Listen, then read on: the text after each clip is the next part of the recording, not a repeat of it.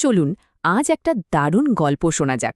গল্পের নাম চার ভাই ও হারানো মানচিত্রের রহস্য। এখন এটা কিন্তু শুধু একটা অ্যাডভেঞ্চারের গল্প না, এর ভেতরে লুকিয়ে আছে জীবনের খুব দামি একটা শিক্ষাও। তো গল্পটা শুরু করার আগে একটা প্রশ্ন করা যাক, কি বলেন? আচ্ছা, ভাবুন তো, জীবনের সবচেয়ে বড় বা সেরা সম্পদ আসলে কি? এই প্রশ্নটার উত্তরই কিন্তু আমরা একসাথে খুঁজে বের করব এই গল্পের মধ্যে দিয়ে। যে কোনো গল্পের আসল মজা তো এর চরিত্রদের নিয়ে, তাই না? তো চলুন আর দেরি না করে পরিচিত হয়ে নিই আমাদের এই গল্পের সেই চার ভাইয়ের সাথে। ভাবুন তো একবার, ছবির মতো সুন্দর একটা ছোট্ট শহর, চারিদিকে সবুজ গাছপালা, পাশ দিয়ে বয়ে গেছে শান্ত একটা নদী।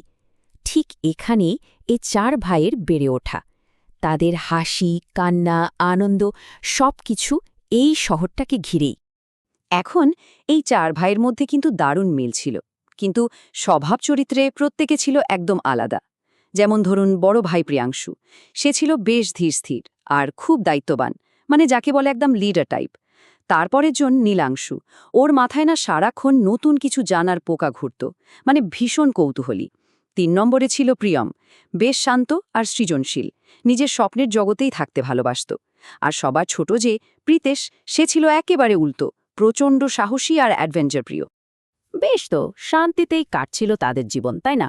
কিন্তু একদিন হঠাৎ করেই এমন একটা ঘটনা ঘটল যা তাদের জীবনটাকে পুরোপুরি বদলে দিল, ঠেলে দিলেও এক নতুন রোমাঞ্চের দিকে।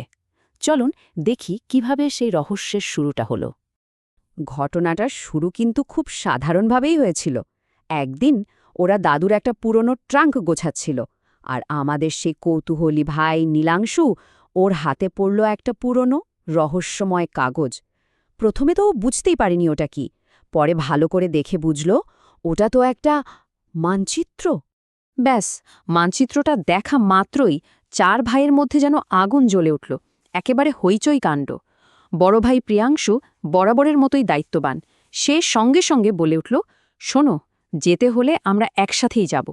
আর আমাদের সাহসী প্রীতেশ, সে তো এক পায়ে খাড়া, চেঁচিয়ে বলল, আমি সবার সামনে থাকব।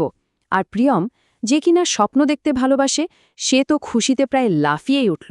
ওয়াও, এটা তো একটা দারুণ অ্যাডভেঞ্চার হবে। মানে এক মুহূর্ত দেরি না করে ওরা ঠিক করে ফেলল এই অভিযানে ওরা যাচ্ছেই।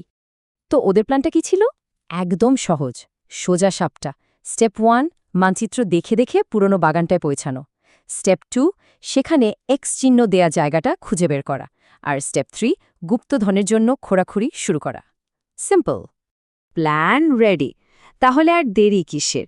চার ভাই তো বেরিয়ে পড়ল তাদের জীবনের প্রথম গুপ্তধন খোঁজার অভিযানে।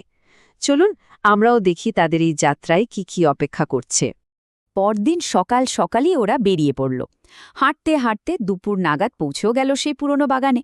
মানচিত্র মিলিয়ে এদিক ওদিক খুঁজে ঠিকই বের করে ফেলল একটা বিশাল আম গাছ, যার গোড়ায় মাটিতে একটা এক্স চিহ্ন দেওয়া।